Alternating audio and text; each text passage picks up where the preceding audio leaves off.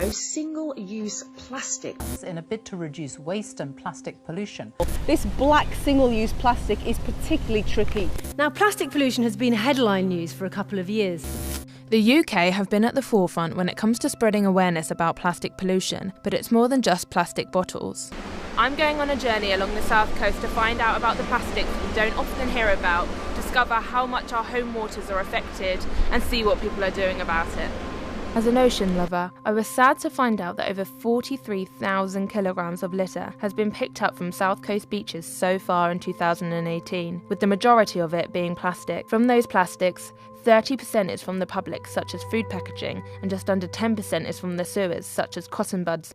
I want to know about the other 60%. The biggest issue with plastic pollution is the devastating effect it has on marine life. This is something wildlife rescuer Dan Jarvis knows all too well, as he dedicates his life protecting one species in particular, the grey seal. In the UK we have up to 40% of the world's grey seals just around our shores, particularly here in southwest England. It's one of their stronghold areas, and potentially up to 5% of our seal population around southwest England is or has been affected by entanglement at some point in their life. So really, for dealing with this kind of the problem, sadly, I couldn't be in a better place in the world to be doing this. Got it. Buddy,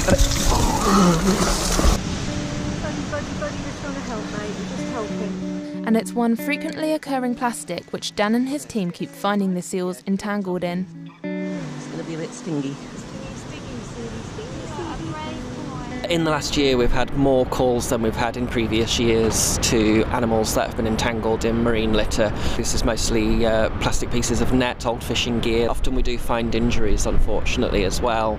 This is where the net has cut into the animal. Fishing nets can take up to 600 years to biodegrade in the marine environment, and in that time it can kill and injure a number of animals. It just is really frustrating to be in that kind of position where you know you're never going to win, really. Not in my lifetime, probably not in the lifetime of our grandchildren are we going to see an end to this kind of problem, because there is so much litter in our oceans. I'm just really shocked and saddened that he's gone on more call-outs than ever before, and these fishermen need to take more responsibility for their actions and know that just discarding their nets is causing serious damage to the marine environment. Entanglement isn't the only thing hurting wildlife. Over a third of fish caught in UK waters contain plastic. Marine biologists have been looking into the microplastics that fish end up eating.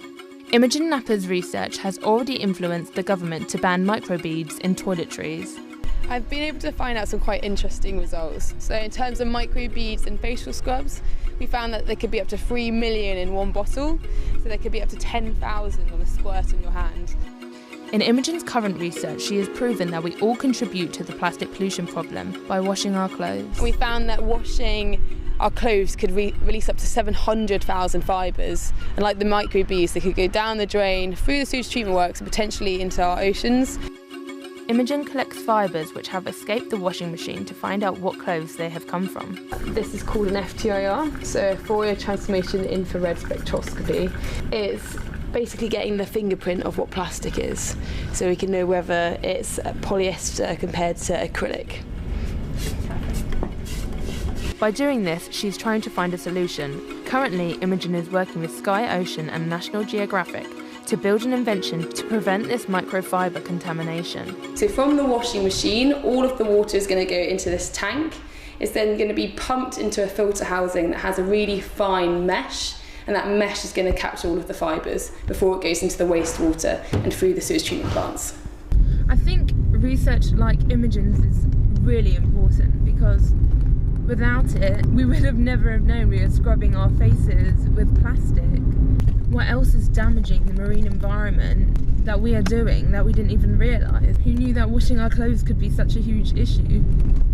Clothing fibres needed research to be found, but another microplastic is going unnoticed and taking over beaches across the south. Nurdles. These small pellets are used in plastic manufacturing.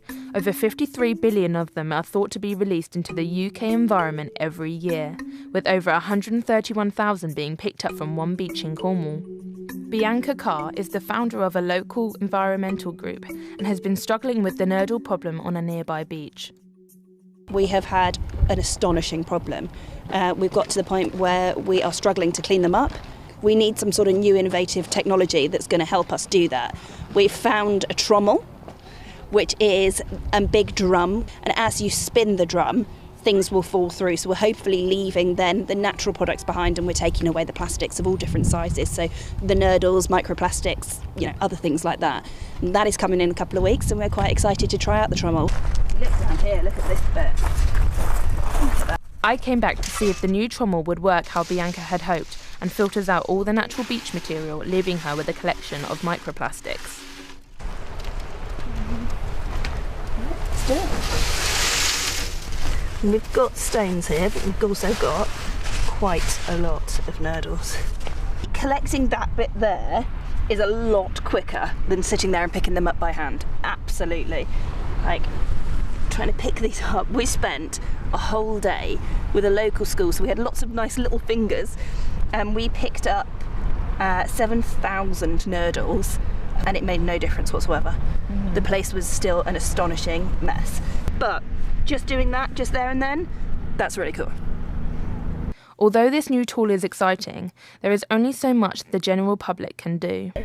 Litter picking, beach cleans, all of that is so important, but the whole ownership of this really does rely on the manufacturers and the government to make these changes, because physically we can't pick all of this up. We just can't. We could keep going and going and going, but the amount that is emptied into the ocean every day, we are fighting a losing battle. Our coastline is fast becoming a plastic soup. Microplastics and fishing nets are contaminating our waters from Portsmouth to Penzance. It might take higher authorities to turn off this plastic tap, but we can all keep on fighting until the coast is clear.